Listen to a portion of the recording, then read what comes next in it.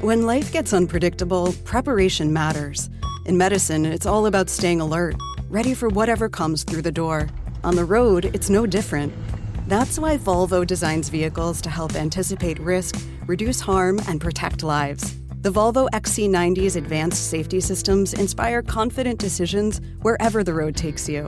The Volvo XC90, for life. Proud sponsor of the Pit Podcast.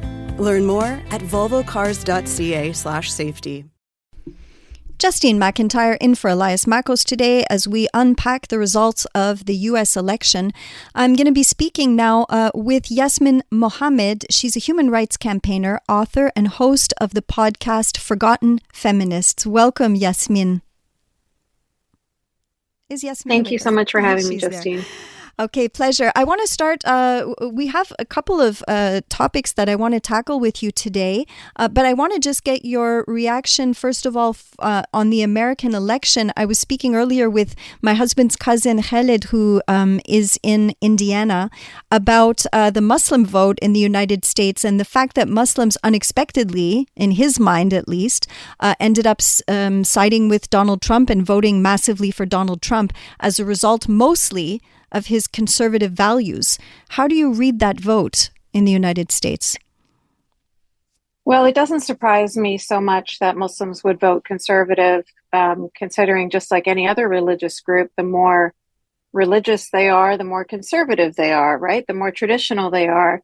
And, you know, to be perfectly honest, even though I'm speaking to you as a non-believing secular atheist myself, and I have many criticisms of Donald Trump, as do I'm sure many people, I am glad to see that, you know, when it comes to foreign policy, when it comes to recognizing the dangers of Iran, for example, he does seem to be saying the right things and doing the right things. So I'm at least hopeful that this could possibly mean the end of the Islamic regime of Iran and the freedom of the Iranian people. Okay, so that I guess that'll be something that a lot of countries will be looking at very closely now, because there were a lot of things that were said, of course, during the campaign about his ability to end wars.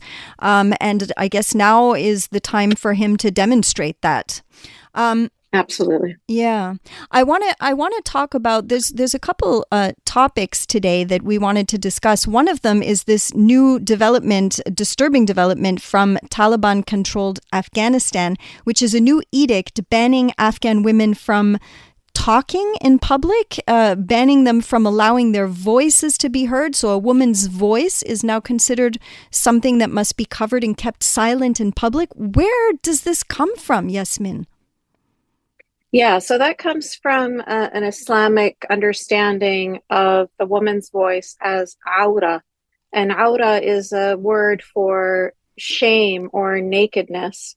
So, you know, a woman's private parts, her body, her hair could be considered or is considered aura in Islam.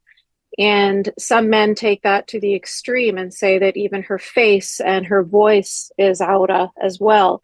And so that's what the Islamic Republic of Afghanistan is basing these laws on. It's basing them on the Islamic laws that say women should neither be seen nor heard. Unfortunately, even though they are extremists, they are terrorists, they are justified. There is Islamic justification for their barbarity against women. Is there no room, though, for interpretation here? Because when we talk about something being intimate and something being, as you said, aura, this notion of it being intimate and denoting something like nudity or, you know, humility, something that should be kept private, are there not levels of interpretation about that in terms of a woman's voice? Can her voice be used for speaking about normal things, or is it in all contexts that her voice should not be heard in public? No, of course there is, you know, there is lots of room for interpretation. And that's part of the problem is that because you've got 2 billion Muslims across the planet, you know, different Muslims are going to interpret things differently.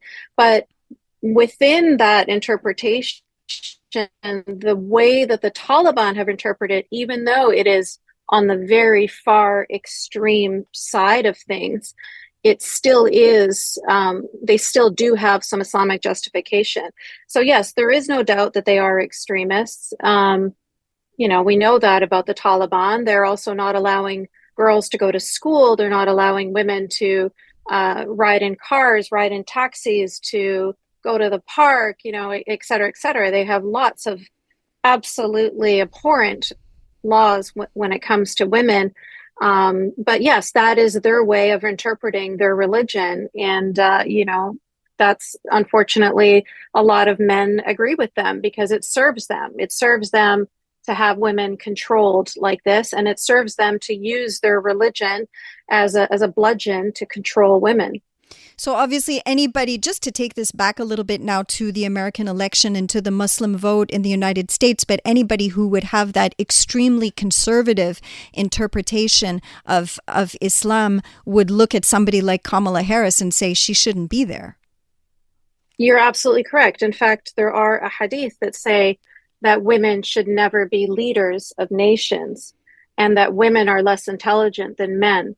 So you're absolutely correct in that if somebody was the kind of Muslim who would believe in or who would interpret these edicts in such an extreme way, then absolutely there's no way that they would ever vote for a woman, Kamala Harris or otherwise. Well, I really hope that Muslims in the United States are having these conversations too, because where there's room for interpretation, in my mind, there's room for hope, there's room for tolerance, but certainly that's not what we're seeing, obviously, in Afghanistan. And I want to take you now to Iran, where there's another story here, another absolutely heartbreaking story, Yasmine Mohammed.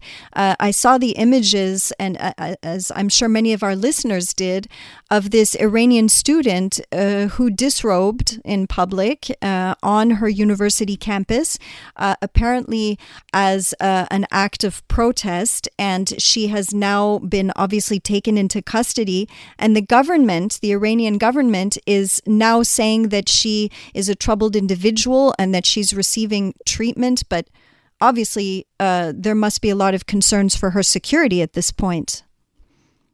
Yes, for sure. We don't even know much about her. A lot of the information that we're getting is from the Islamic regime. We believe that her name is Ahu Dariyai, and there are many people online and, of course, in Iran and all over the world that are supporting her. This idea of calling her mentally unstable is a tool that is used by the Islamic regime and other totalitarian states when they want to silence somebody. It's their way of discrediting them.